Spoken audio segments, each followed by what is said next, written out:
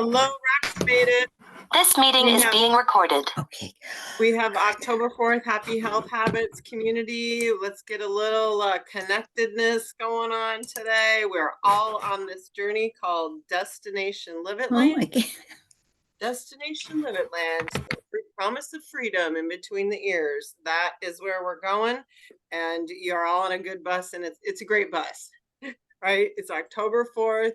We talked about that when you were gone, Kathy. This book is great. I was going to start start doing a little snippet on this kind of every week as we take people through, as we, because it's just a great little book. But I was going to do little snippets on it, and it just occurs to me, guys, that you are all the little people on my bus. You're all the little people on my bus, and I would love if you guys chat message me or text me if you're willing. I want to do a little live, like just little 5-minute live share how you're learning and growing kind of things.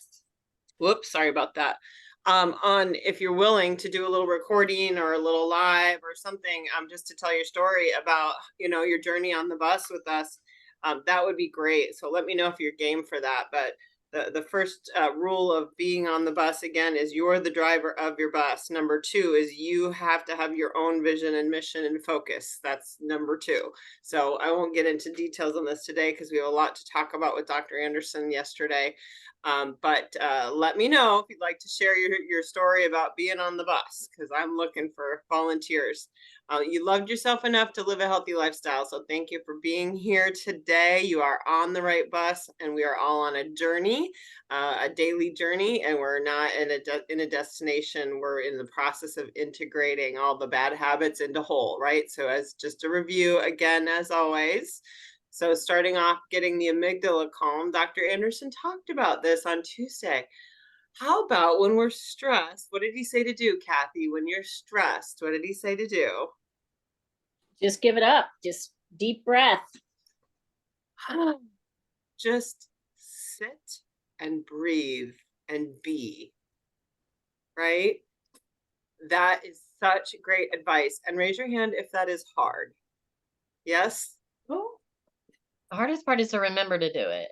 That is the hardest part, and it's not easy, but we've got to do it to get our brain and body in sync, get coherent, calm down the amygdala. So just make sure to right now just sit and just breathe and just take a few minutes and think about that it isn't easy to do that. And think about if you could do that during the day. And I invite you to come along with me during the 28-day challenge, because I'm going to attempt to sit for 90 seconds and breathe and I do some emotion and identification on a daily basis. And if you're up for that, if motion is your focus, great. If sleep is your focus, great. If you want to work on healthy mindset and do a get quiet challenge with me, 90 seconds a day, let me know. I know Sharon's in. I don't know if any other of you are in, but that's what I need to do without question. Is it anyone else need practice getting quiet?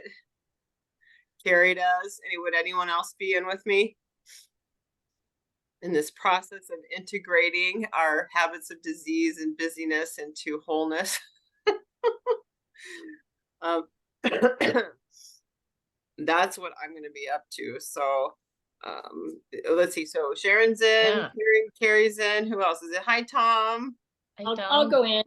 You'll go in. Okay. Yep. Oh, awesome. Candace is in. Kathy will go in. Candace will go in. Okay, I'm gonna. I saw Michelle signed up already a few days ago. So woohoo! Yeah, totally. Set the pace.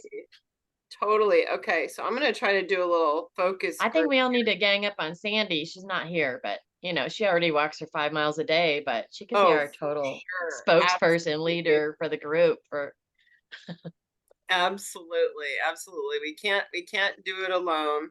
So everyone, before I want to get into, I want to ask first of all what you got out of Dr. Anderson's call. Secondly, what you got out of the alcohol, how to do alcohol call. That was profound.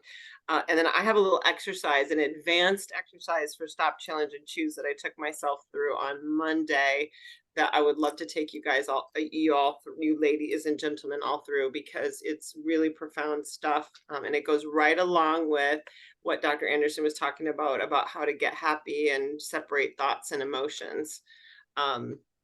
So I'd like to do that.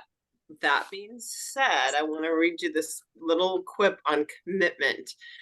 He talked about commitment.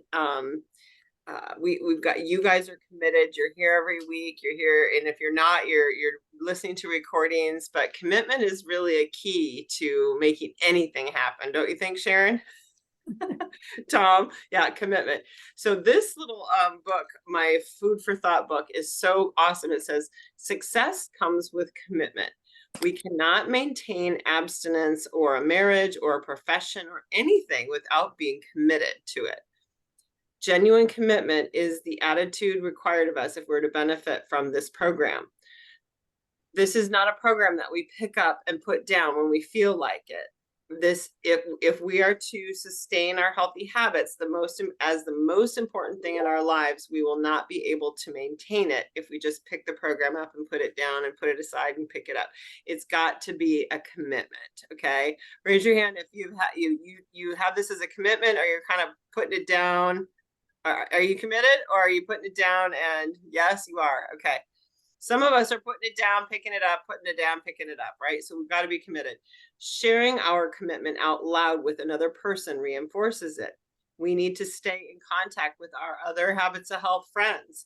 It is during the busy times that we especially need to remember our priorities.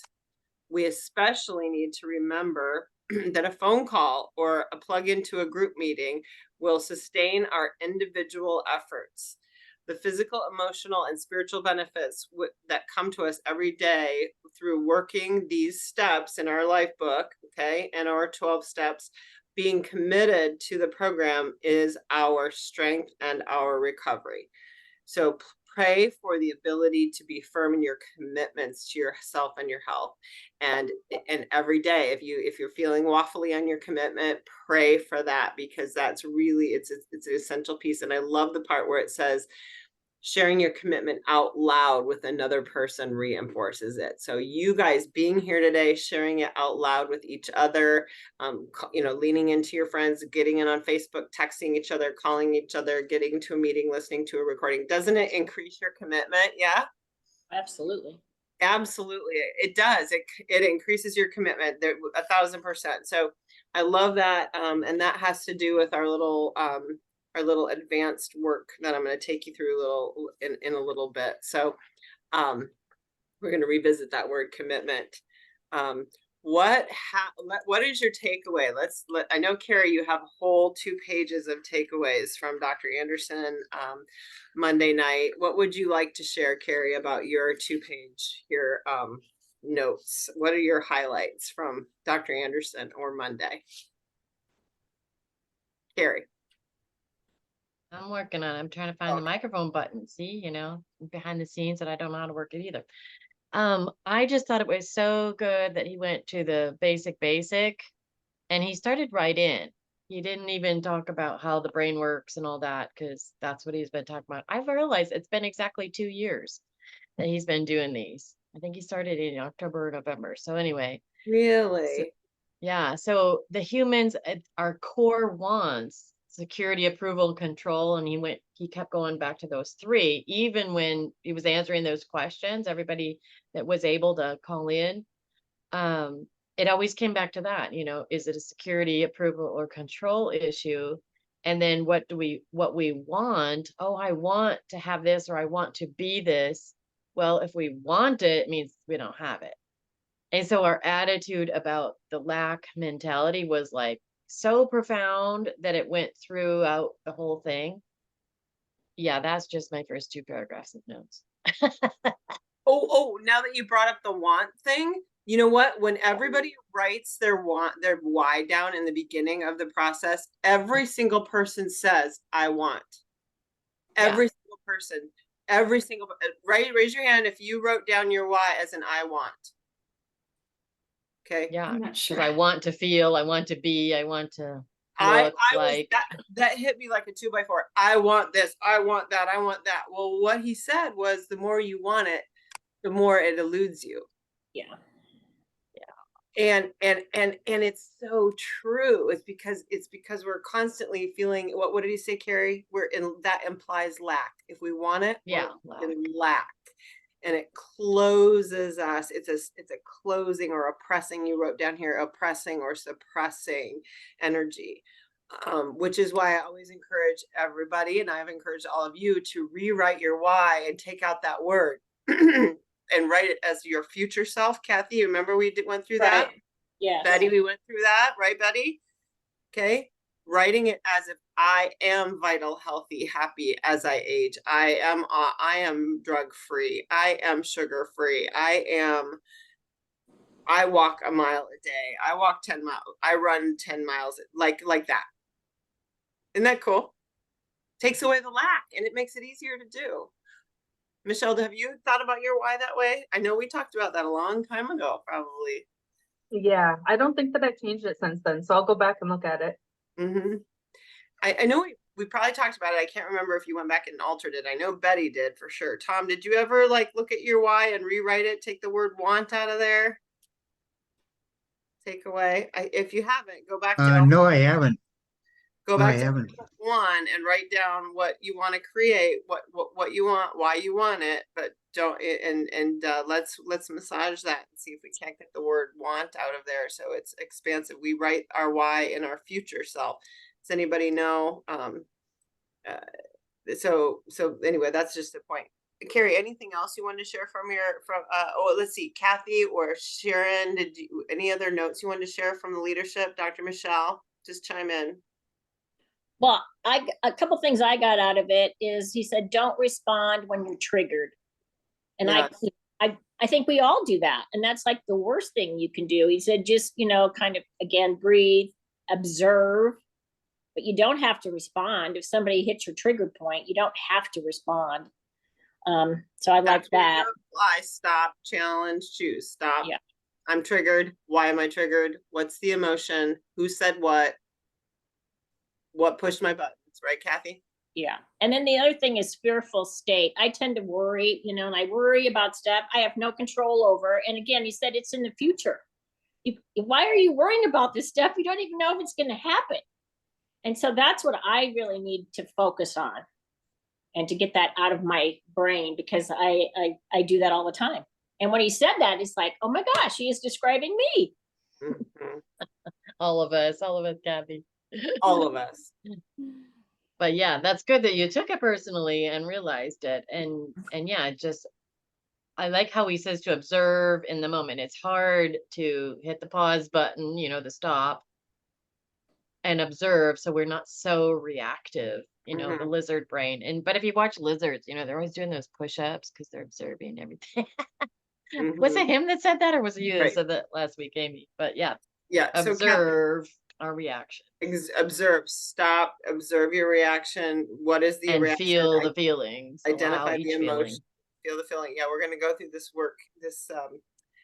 other work thing in a little bit. But Kathy, you said you went to a funeral of someone who was only 45, right? Mm-hmm. So one thing that you were helping with that funeral last week, that's why. Right. So welcome back, by the way. But you guys remember, did you hear him say, if you postpone your happiness, you'll never get it? Right. Yeah. And I had to go back to that one a few times. Michelle, have you known a client who's retired and then died afterwards and didn't get to enjoy their retirement? Have you? Oh yeah, for sure. Mm-hmm. Kathy just had a funeral like that. Raise your hand if you guys have known someone who works their whole life to get to retirement to be happy, right? Yeah, and if this happens or when that happens, then I'll feel this. Right. Absolutely. What did he say? If one of the other deadly things was, if only I had this, then I'll be happy. Right. Yeah. Well, if you're not happy today, doesn't mean you're gonna be happy when you retire. You might be dead, right? You could lose your life. I don't. It was really profound. It was profound stuff. The I other love- thing, I'm sorry, ahead, the Kat. other thing he said too is about what causes stress is thinking about the past. I mean, so again, I worry about the future, but then I think about the past. It's gone. You can't redo it. And yes, so I think again, so many of us do that, fall into that habit. right. Yeah, Yep. absolutely. Yep, absolutely. Did you listen, Dr. Michelle? I don't know how long we have you here today. Did you have any takeaways from Monday night or from the leadership forum? I didn't get to listen, but something kind of along the worry that I saw just recently, it said if you're a religious person, this kind of applies. It says you can either worry or you can pray. One of those things does nothing, the other one does everything. Yep. And that kind of helps to put it in perspective too a bit. Absolutely. Absolutely. That's a good one. That's a good one. And worrying, yeah, you're right, does nothing because you can't change the past, nor can you change the future. We have no control, but that's our three core needs, right? Security, like you said, security, approval, and control. We have, worrying makes us feel like we have some sort of control, but Nope. we really, Yeah. worrying doesn't change a thing. Oh, I'm going to worry and that's going to help. Or really? All No. it does is work you up even more. So try Yeah, to get out of that mindset. Absolutely. It just triggers you. So seeing and sitting again this month, always, Carrie, you wrote in your notes, all stress comes from worry about the future and anxiety about the past. All stress. And that is so true. Yeah, and he said it was like the push and pull between the two. Worry Mhm. about the future, anxiety about the past. And that is stress. That's like the definition of it. I was like, Mhm. whoa, that was profound. And the number one killer in the country is emotional mismanagement because insanity, how we respond to our triggers and our stimulus is what causes us to be in constant states of fight or flight. And I don't know about, you go, one of my biggest problems is I wake up every morning with this low level, used to be really high level, but and a panic every night. I would panic in the middle of the night. My security was zero. My basic fundamental human need of security was zero. So every night, panic. And I've since learned to heal that response and change that response, but it's taken me 2 years to do that.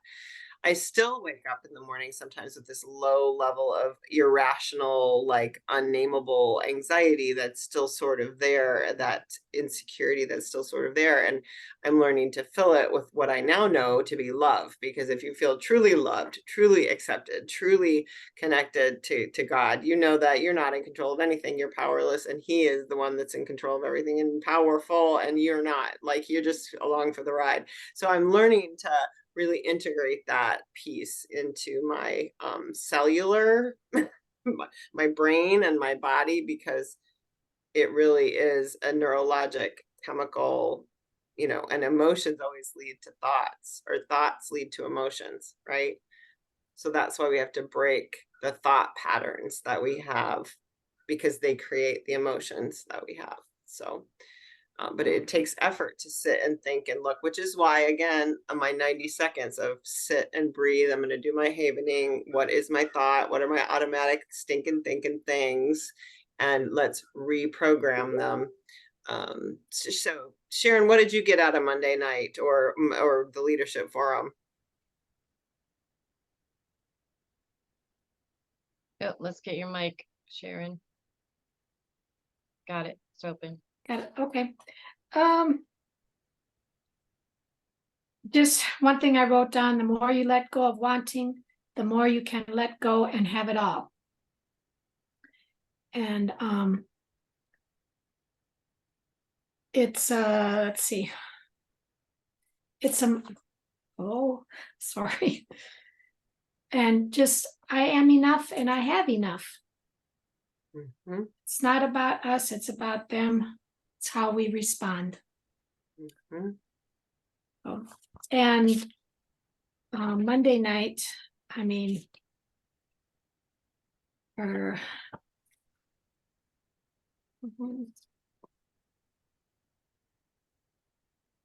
one of the things I wrote down was, well, I've heard this a zillion times, short-term sacrifice for a long-term goal.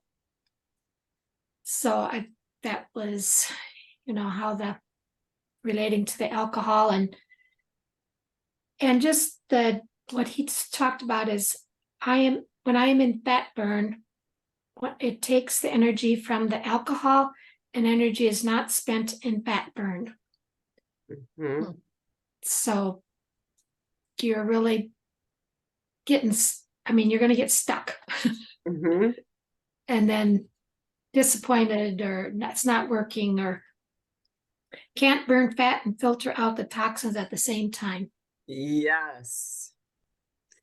So Yes. just Yeah. some of those. Yeah, that's true. The liver's job is to filter. It's your body's filter for everything. And it can't, this was profound, alcohol drinks are alcohol. It's alcohol. It's like pouring toxin into your body and poison, and your liver has to deal with the poison. It was said so eloquently, wasn't it, Sharon? Like, drinking alcohol is like drinking poison. It's alcohol going to circulate in your system. Your liver has to take care of that. Have you heard of anybody with a fatty liver or liver disease because of alcoholism? Yeah. Yeah. Nearly killed my husband. Okay. And that's the liver's job, and it can't burn fat and process detox at the same time. I mean, I can't say it enough that, I mean, the video talks about it really eloquently, but it just can't do two jobs at once. I mean, it just makes perfect sense. It's either in detox mode or it's in fat burning mode, but it can't be in both. And so what do you do? Right? Are you going to feel like you can't have it? Are you, it's a lack, or is it, you could choose to feel like it's being, you're being deprived, or you're lacking it, or you can't, or you could choose to keep your liver on on the one track, and you want it to stay in liver, so you're, in fat burning, so you can, get to where you're going easier, and also being kinder to your liver. Not to say that you can never have a drink. Go ahead. I sometimes, when they say deprive, I go, okay, I'm depriving my liver of being healthy. Yep. Yep. So yeah, I'm depriving, but I'm depriving my liver of being Yep. healthy instead of, I'm depriving of myself of a drink. Yeah, depriving myself from instant gratification, right? Or sugar or whatever it is. Right, exactly. You're depriving your liver, or you're helping, or you're doing your liver a favor. Yeah, I like that. Let's look at the positive way. I'm doing my liver a favor. I'm helping my body. Mm-hmm. Mm-hmm. Did anyone else watch Monday night? No? Okay.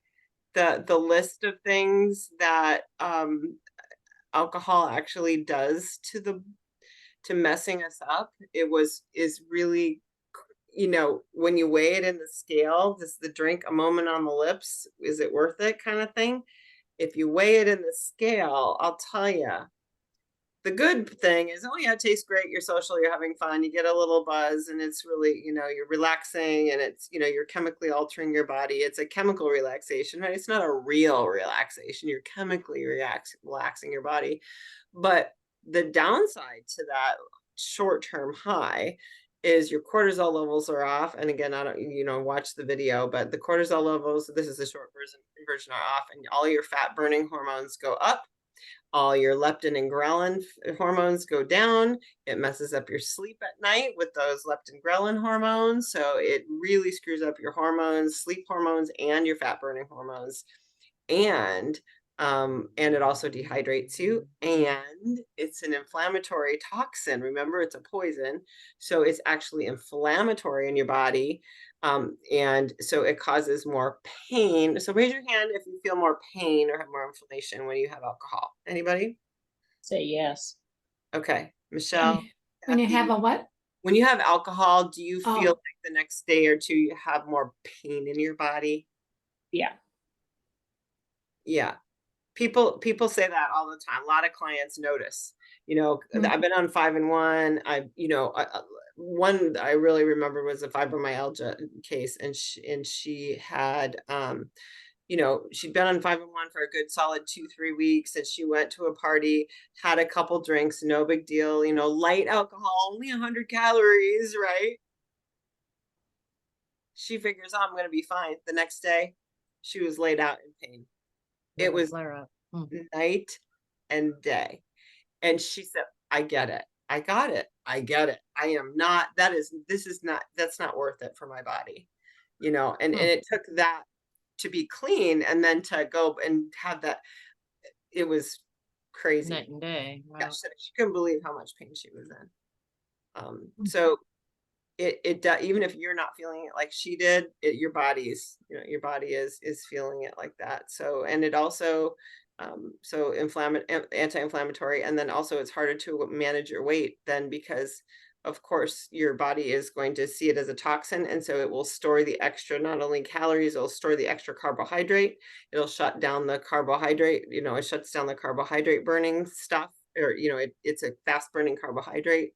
So your body will use that first and shut down fat storage, but also it will also, when your alcohol is in the system, it will cause you to hold water in. For every extra gram of carb that your body doesn't use, it'll store 3 to 4 grams of water. So you'll increase, like you can see 5 pounds increase because of the water, to help detox your body, to protect it from the toxin. So anybody here give up drinking, or not so much anymore because you've noticed a difference in your lifestyle? Tom or Roxy or Carrie, anybody noticed a difference?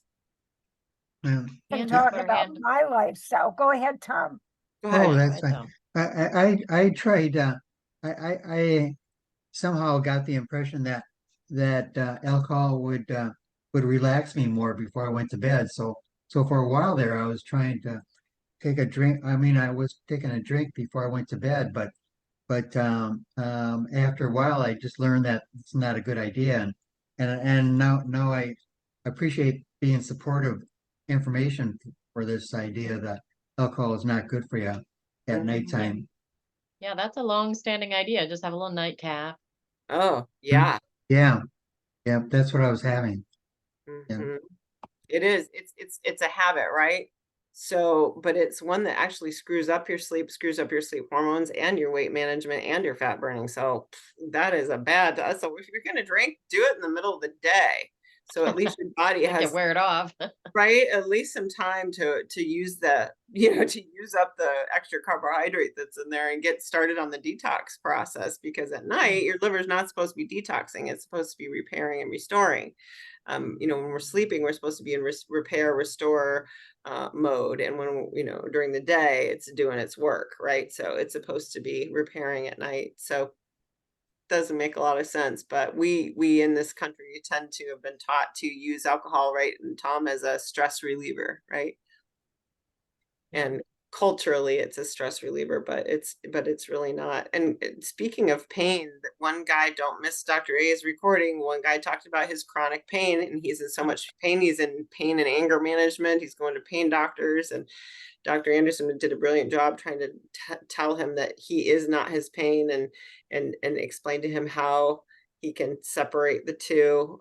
That was beyond brilliant, and it's so true. You are not your pain, you're not your suffering, but your body could be in pain, but you don't have to live, you know, your personal brain doesn't have to be.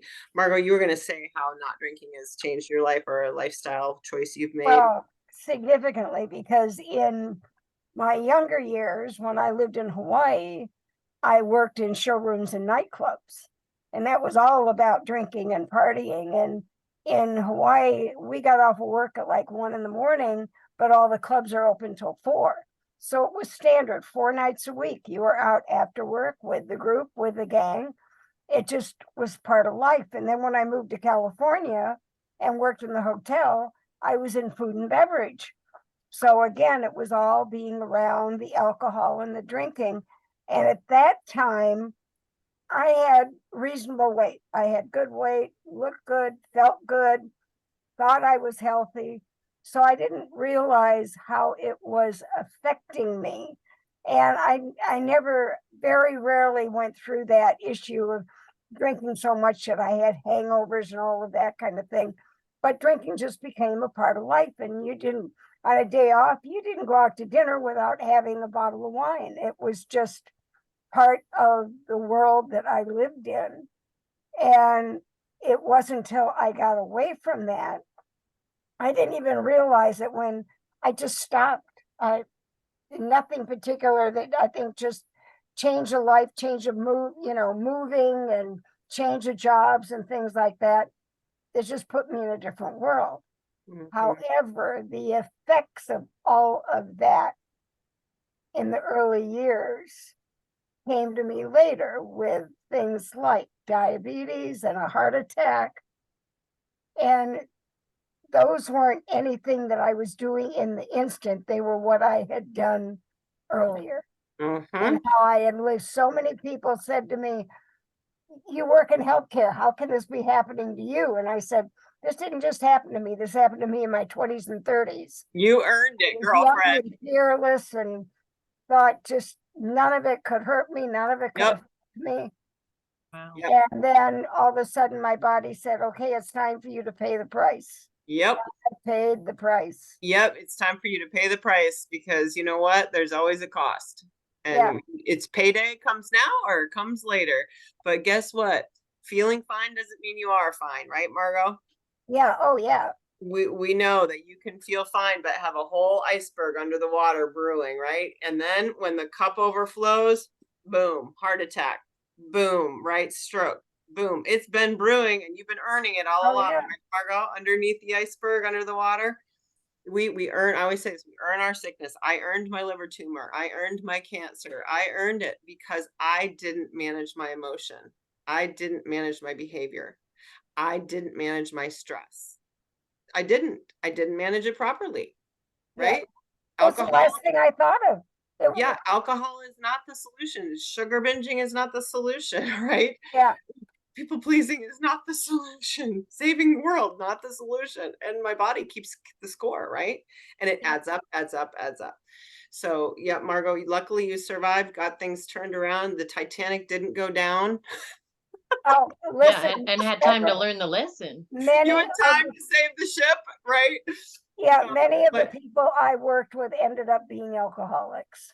yes, yes, And I am so thankful that that wasn't the route that I went, but it Yeah. could have very easily absolutely. happened because when we went out, we just drank to drink because it was there. Absolutely. It was, as you look back at it, was like horrific. You wouldn't think about going out with your group after work and ordering a club soda. Of course not. It was just part of the nature and the environment at the time. Yep, And Yeah, absolutely. totally the culture. Thought, And the no culture. Yeah, thought went into it. yeah, absolutely. And so Yeah. my husband is You were with- living, you were sleepwalking on autopilot, weren't you, Margot? Just like Oh, Dr. yeah. Ray's always.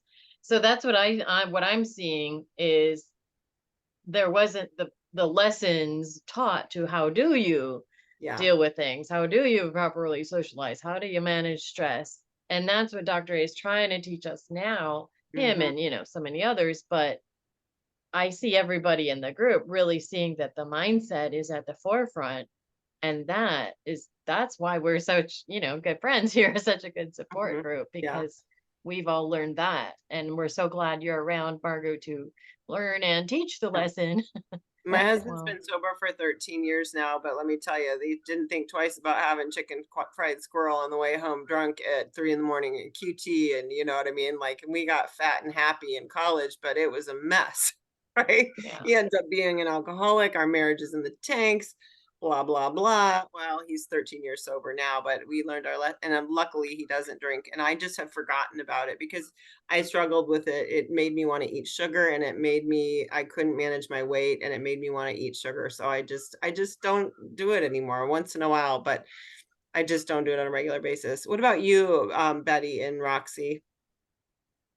Yeah, Roxy, you had your hand up a minute ago. Yeah, Just, Candace, do you guys want to share about your experience with alcohol socializing, or, this whole thing about I Or want? or I can ask, they give some recipes for, and don't remember how they call. Oh, the mocktails? mocktails? Yeah, Yeah, I would love to see if, yeah. you has the link, say. It's on the fall recipes and tips link. It's for Coaches Roxy. You have access to all of that. Yeah, let me find it too. And I was thinking, well, we had Terry Fisher used to come to the group, but now she has her own group. She's her own Yeah. coach. But this was a big issue for her. And this was one of the things that's like, oh, I can do Optavia because they got mocktails. Yeah, She said they just had to walk around the pool with something in the glass and it had to look like they were drinking. right. But when she realized, oh, well, I can have water and they don't know the difference, or sparkling water, or That's what put they something talked about on pink in it. Monday. And Yeah, yeah, That's so, and then I really appreciated that from her because it is a lifestyle, but it is. she learned around it and now she's coaching others. It's like beautiful. Have your fancy glass, put your, lemon and lime in there, have your bubbly, LaCroix and all your, the mocktail recipes are in the fall recipe book. And then they're also in the Labor Day recipe book. There's always several mocktails in those recipe books. And then just using like your LaCroix waters, your bubble waters, your flavored waters, putting a little lime and lemon in them or a little fruit and putting them on ice in a fun glass, you don't even need, or she used that ice. I don't like that ice drink because it is sucralose in it, but there are other calorie-free drinks with flavorings, and then using our flavoring packets from Optavia in yours and putting it on ice and making it in a fun glass. So those are simple ways to do that. But there's some fun recipes too, and all the links in those books. So, but yeah, it's important to have that solution so you don't feel like, and they gave watch the video too, because they gave great tips. Betty, did you have any takeaways from anything? You didn't seem, did you get on Monday or do you want, or Candace? Any shares or questions? No. Yeah, go ahead if you want, Candace. I don't think Betty's. I think audio Betty was having trouble with the sound. Yeah. Oh, okay. Last time Okay. Sandy called her so she could hear and she's not hearing. Oh. Bummer, So we go gotta ahead, get that figured out. Candace. Oh, I was just gonna say, I didn't get to watch on Monday.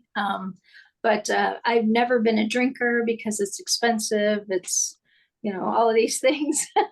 And I had seen alcoholics in the family and didn't want to be like them.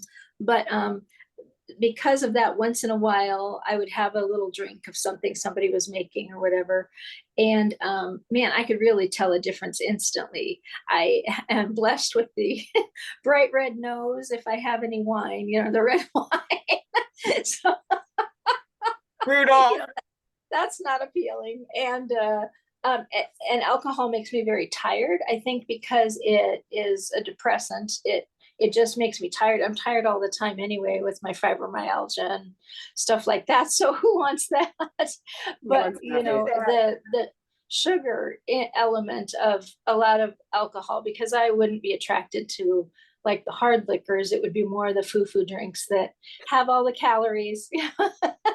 Exactly. That The just fun ones, really, yeah, that really destroys me. And I really like the taste better without the alcohol in it. Give me a mudslide and let's make something non-alcoholic that is like that.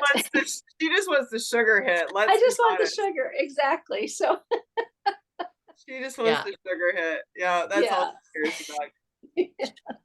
All right, I dropped in the recipe book Just in the chat if anyone can see it and click on it. Mainline right. sugar. Right into the veins. Yeah. Oh, I know. Yeah, I get the hot flash from alcohol. I've never been like, I'll too. share a glass of wine with my husband and he gets more than half of it. So I just never have been much. But yeah, I like fun drinks. I'm more into smoothies and stuff. I do like the ideas because I do like a special drink. You do like something. I love using the sparkling waters to add different things to it, like a little bit of juice or a little bit of whatever. And it just feels really nice to have a special drink in your hand that's pretty. Yeah, I was gonna say my mom, it was a yourself thing at our special. house that the water glasses were the wine glasses. She would get out the fancy crystal for water or sparkling water and now I love these little what is it, thirst quenchers, hydration sticks, and a little color to it. Guys, don't save your china. Use your fun glasses and dishes. I think that makes all the difference. I'd start doing that a few years ago and I love that. I love it. Love it. It works. You make yourself feel special just having that fun glass, right? And it's just, yeah. You feel like you're part of the party. Yeah, exactly. Absolutely. So here's a little, I want you to, here's a little takeaway I want to work on with you guys today. Speaking of those 3 fundamental things, turn this into an affirmation. Every morning, I want you to say, I am secure. I am safe. Okay. Write this down. I am secure. I am safe. Number 1. Okay. Every morning, say to yourself, I am approved. I'm approved, or I'm worthy, or God loves me, something along the line of approval. Make yourself something that hits you in the heart. I belong. I'm worthy. God loves me. I belong, right, to this group. Even you belong. Okay. You belong to this community. Something about approval, or God, God approves of me, or some, whatever hits your heart about being approved. You know what I'm saying? But it's not, I want to, it's, I am loved. I belong. Yeah, it has to be in the present tense. In the present tense. And then thirdly, I am powerless. I give God the reins. God is in control. Something like that. Okay. And if you can come up with something like 3 little statements, like a mantra, an affirmation, say it to yourself, and get a little recording app on your phone, and a little app that records, and record yourself saying it. I have several when I'm working on something specific. I'll record and I'll make an affirmation, and I'll record it, and I'll listen to it on loop over and over and over again. And it works. It trains your brain. I'm not kidding. Literally trains your brain, even if you're not saying it out loud, but say it out loud. Listen to it. It really works. Okay. So give that a shot and see how you like it. Those little recording apps are free. Yeah, I like the control one. Just telling yourself, I've got this, high five. I'm powerless. I got this. Yeah. High five, to yourself. It's like, I got your back, but tell it to yourself in the mirror. It's amazing the power it has. If you can make eye contact in the mirror, it's like, whoa. Every morning I do my little dance, my little butt dance party, and I give myself a high five. Oh, you got this, right? God's got this. He's got you, whatever, just, you've got to do something that convinces yourself. So here's a little activity that was in a training that I came across. It's so profound. Here's 3 words to write down. Write down 3 words: commitment, metacognition. I know that's weird. META, cognition. COGNITION. Metacognition. COG as in girl. NITION. Metacognition. And this is a big one, equanimity. Dr. Anderson says this one, equanimity. EQUANIMITY.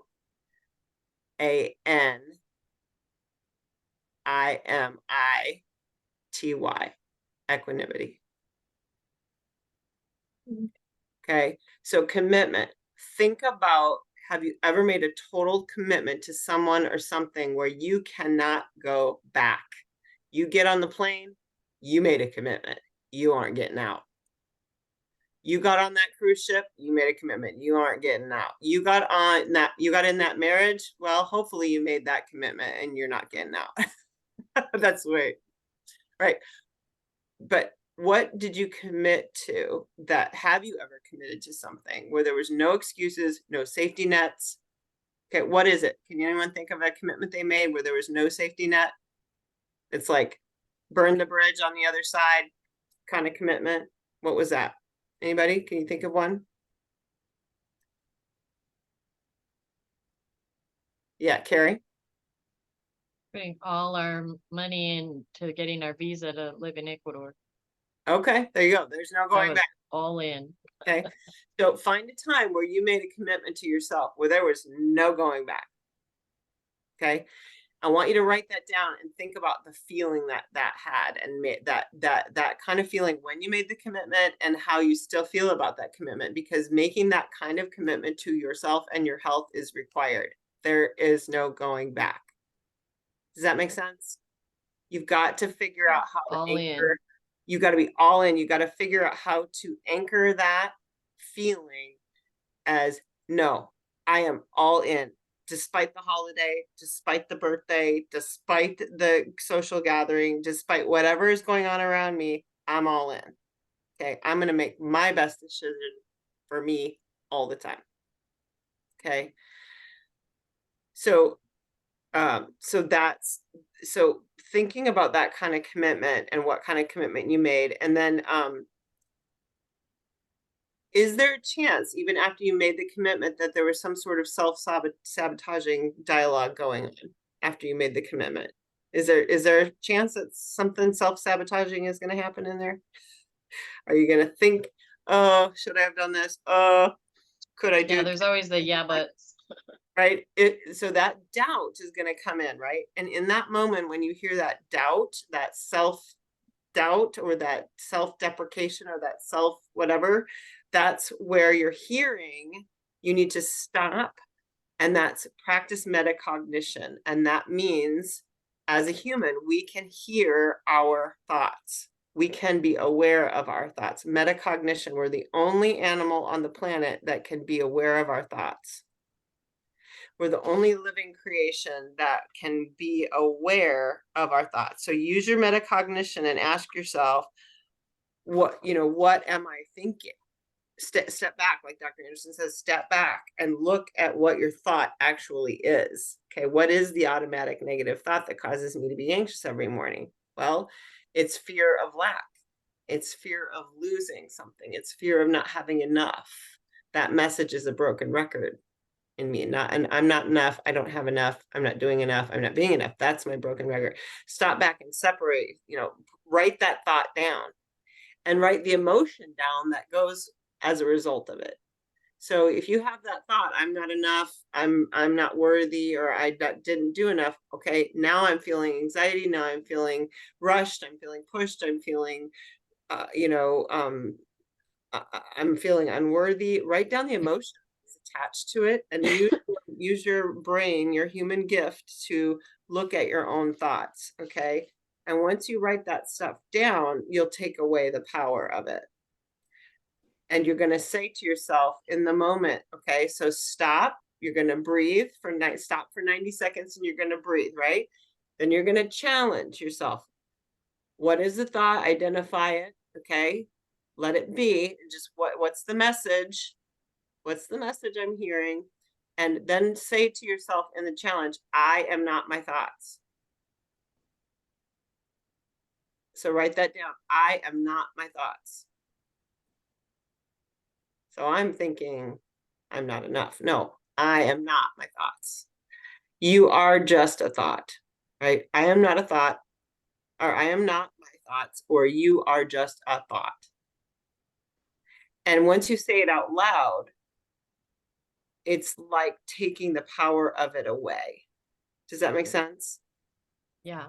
You've just talked to it. So you took its power away by talking to it, the thought, and it will take away the emotion. Does that make sense?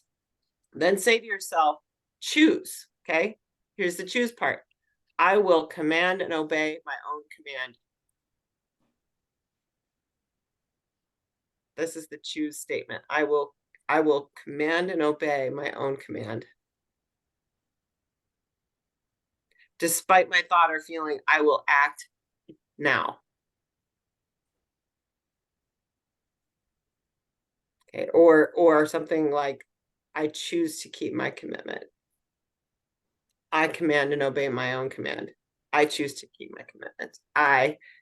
Right? Despite how I'm thinking or how I might feel, I will act now. And literally saying this out loud in the choose part is how really to up the ante on stop, challenge, and choose.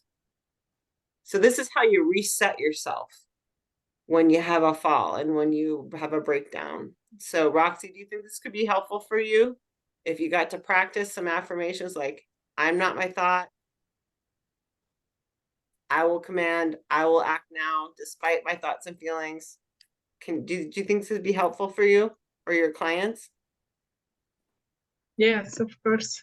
Yes. I need to realize how to really, do it myself and then explain to the others. Mm-hmm. Yeah.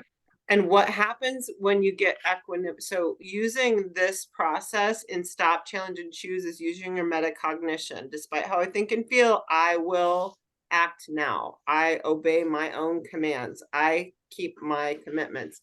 Then what you get is equanimity. The result is equanimity. And I never heard this word before, Dr. Anderson. Equanimity is peace of mind. Oh. What the result is peace of mind. So when you keep your commitments to yourself, don't you feel empowered? You feel in control, you feel happy, you feel light, you feel vivacious, you feel vital, you feel like I got it going on. Confidence, right? That is equanimity, peace of mind. I'm like, this is powerful stuff, you guys. It's the result. It's the result of us looking at our thoughts, thinking about them, analyzing them. What are they? What are we feeling? What are we saying? Why do we keep saying it to ourselves? I mean, I am so sick to death of my broken records. I can't even stand it. Like, I just, I've gotten so much better in the last, I would say 2 to 3 years, but I was praying for a lobotomy and I was going to go on drugs to just numb my brain because I could not stop these broken record thoughts. But this is how we do it. And it's the mental gym. It's not just, oh, stop, challenge, choose, blah, blah, blah, blah. It's stop, do the work, feel the feelings, do the affirmations. What is it for you know what I'm saying? That's hard. That's like lifting weights, don't you think? Yeah, thank you for walking us through the little exercise too, because it's easy to say stop on shoes, but if you just say it so fast like that, you didn't really do the process. No, you didn't do the work, right? You didn't do the work. And I wish Sandy was here. You got to sit and do the work. And if it takes you 90 seconds to figure it out, great. But if you got to go, okay, here's what it is for now, go back and do the work. If it takes you an hour to work through it, once I don't have time right now, but I'm going to go tonight or tomorrow. I'm going to go, what is that all about anyway? What is it that I'm saying to myself? Because sometimes you just don't even know. So when we're on automatic pilot, Carrie, like you said, we're just on automatic pilot. We're living in the emotion, and we're not looking at the thought. The thought is producing the emotion. We are reacting to the emotion, but the thought is what's producing the emotion and our reaction to it, which is then therefore killing us. And that's why it's the #1 killer in the country, because we are not in control of what we think. Does that make sense? And we just outsmarted our lizard brain. This is so far beyond. Yeah, it's so far beyond just stop, challenge, and choose. And again, it's in the last book. He's saying this stuff, but I just loved this exercise. It was for coaches, and I found it in the archives of something, and I thought, this is brilliant. It's exactly what I need to do for myself. And I've watched some of those videos lately that we've had, Carrie. That one I shared with you guys this weekend was about the same exact thing. I think the last one, I put it in the chat. It was something I can't remember now. It was something about your thoughts and thinking. But anyways, anybody have any takeaways from this? Any aha moments? Sharon, aha moments? Wendy? You didn't get to talk earlier, but did you, Margot? Any aha moments? Like, oh, Wendy's in her car, but she's with us. Yeah, I'm so happy you're there. Anybody get anything out of that? Did you have any aha moments?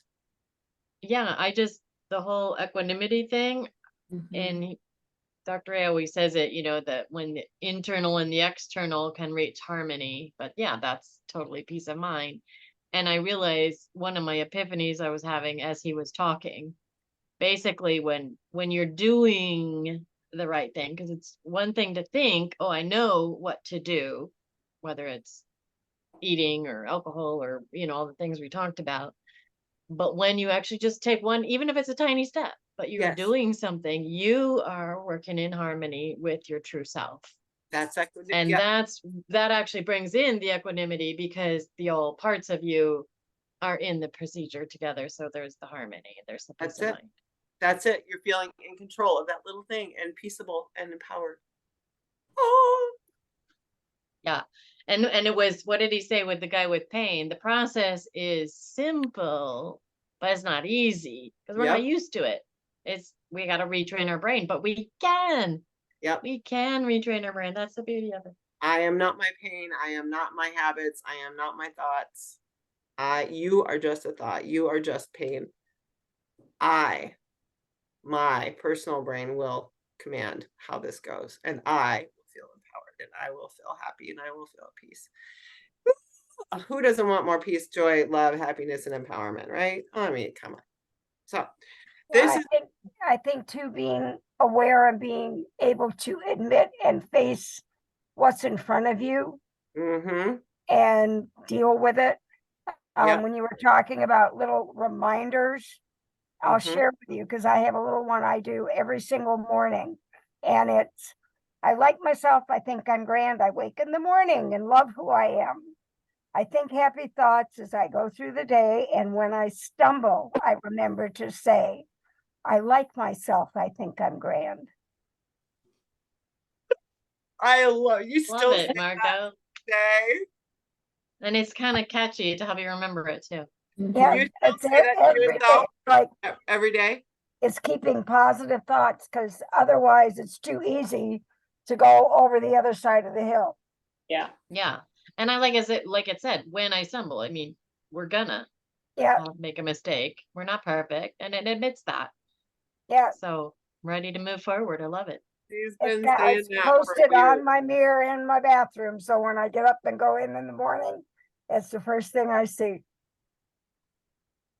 Feel free to post it in the chat group if you'd like, because that was a good one. High five, everybody. That that's a poster sender. That is amazing. Everybody, seriously, affirm yourself every single day. I think that's why Margot survived all of the 13 lives that she should have gone dead by now. Because she is so positive. She affirms herself every day. Can we just call you Mama Margot? Oh, Margot has 13 lives. It just takes Mama Margot of the group. Yeah, thank you. Yeah, Thank we need your wisdom around still. Thank you for that. And I think you are a testimony. Your life is a testimony to the power of positive thinking, honestly. Oh, if you don't love yourself, how can you expect anyone else to? There you go. Right. I don't know. Well, thank you guys for joining in today. This is fantastic. I hope everybody watches this video, because thank you for contributing. Thank you for being here. I love you. Appreciate you. Let's really do the mental gym work along with the physical gym work this month, and see what we don't get out of it. Okay. Yeah. So And everybody say hi to Betty, because she's out here even though she couldn't hear the whole thing, but we're gonna give her a little extra support. Yep. In the Kathy, recording. she's down, what, Kathy, 28 pounds now. Woo Oh, And holding. awesome. She's going for her last 5, girls. So Yep. hey, We're here for you. have a Hang great on to day. get active. Starting Bye. Monday. Bye, guys. Bring Thanks. friends. Bring Bye. friends. Bring friends here and bring them Bye, to the everybody. challenge.